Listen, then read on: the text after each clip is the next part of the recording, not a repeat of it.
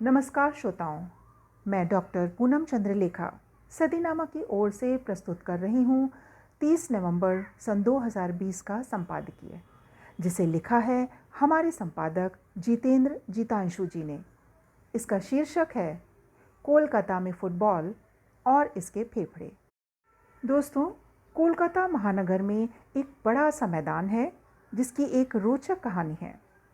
शहर का फेफड़ा कहा जाने वाला यह विशाल मैदान गंगा के किनारे किनारे एक विस्तृत क्षेत्र में फैला हुआ है, जिसमें 3 मुख्य मेट्रो स्टेशन भी स्थित हैं।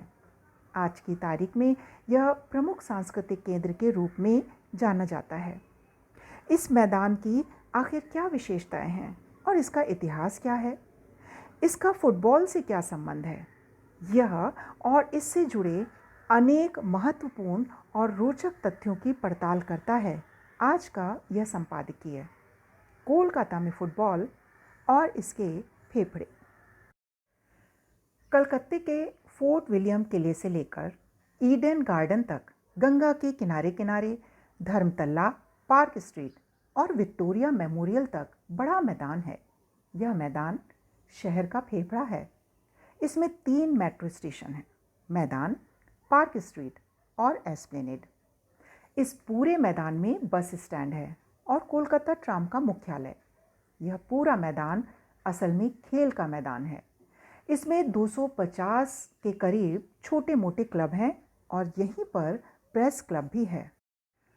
कोई भी क्लब स्थायी इमारत नहीं बना सकता और यह पूरा मैदान भारतीय फौज के अधीन है। पहले इस मैदान में बड़ी बड़ी रैलियां होती थीं, जिनको ब्रिगेड रैली कहते थे। बहुत दिनों तक यहाँ पुस्तक मेला होता रहा। एक बार तो पुस्तक मेले में आग लग गई। कोर्ट के हस्तक्षेप से यहाँ किसी तरह का मेला लगना अब बंद हो चुका है। यह मैदान इसलिए भी प्रसिद्ध है कि इसके एक तरफ सेठ सुखलाल करनानी मेमोरियल हॉस्पिटल है, साथ में race course, Saint Paul cathedral और एक्टोलोनी मॉन्यूमेंट यानी शहीद मीनार, जो सन 1848 में बनाई गई थी। देश के स्वाधीनता आंदोलन में इसका बड़ा योगदान है। इस मैदान में घुसने पर अंग्रेज फौजी अधिकारी भारतीयों को पीटते थे, जिससे भारतीयों में रोष बढ़ा और धीरे धीरे यह मैदान राष्ट्रीयता का प्रतीक बन गया। बिना रविंद्र सदन और अकादमी ऑफ फाइन आर्ट्स के उल्लेख के मैदान की कहानी अधूरी रह जाएगी, जो आज की तारीख में प्रमुख सांस्कृतिक केंद्र है।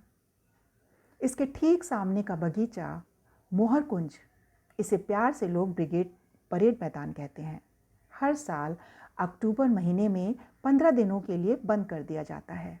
यह सिलसिला अंग्रेज़ों के ज़माने में शुरू हुआ और अभी तक जारी है, जिसका प्रमुख कारण यह दर्शाना है कि इसका मालिक कौन है।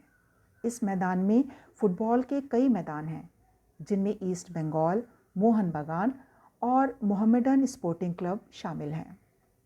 अब यह क्लब मांग कर रहे हैं कि पहले अक्टूबर तक फुटबॉल खेलना बंद हो जाता था और अब पूरे साल भर कई तरह के खेल आयोजित होते रहते हैं।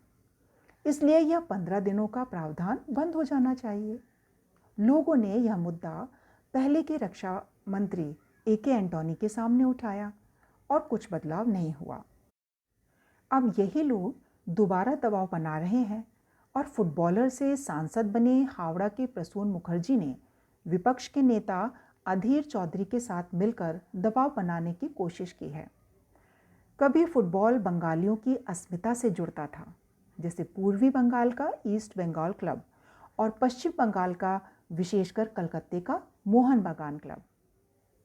अब सब व्यावसायिक होता जा रहा है और इस खेल में बहुत पैसा आ रहा है। अस्मिता, अधिकार और कलकत्ते के फेफड़े का मामला किस तरफ जाएगा, यह तो समय ही बताएगा। आमीन। तो यह था श्रोताओं आज का संपादकीय। कल एक और विषय के साथ हम फिर वापस लौटेंगे। तब तक के लिए नमस्कार।